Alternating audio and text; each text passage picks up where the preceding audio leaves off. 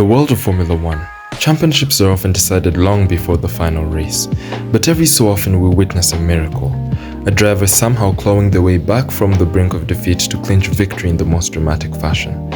Now let's consider an intriguing scenario.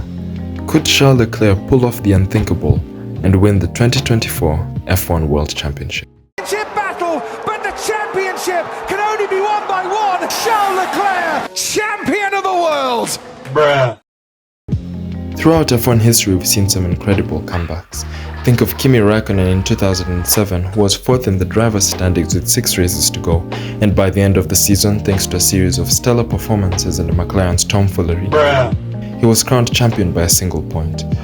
Although the situation is far more different from Charles today than it was for Kimi, who was only missing about 16 points to the leader, or roughly 50 points in today's point system, there's still a little bit of room for a Leclerc championship title.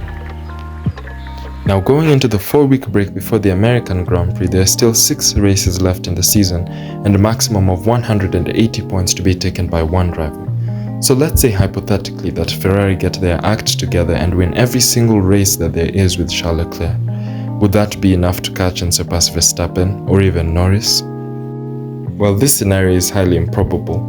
It isn't entirely impossible. I know this sounds absurd, but hear me out. The unpredictable nature of motorsport means anything can happen on race day. From mechanical failures to unexpected weather conditions, the tide can turn swiftly in Formula One. However, it is crucial to remember that such a dramatic turnaround of events would not just require exceptional performances from Leclerc, but also a significant downturn in fortune for his rivals. See, providing that Charles wins everything that there is to win out there, there is still the very real reality that Lando Norris and Max Verstappen are far away from the rest of the field, both on track and in the standings.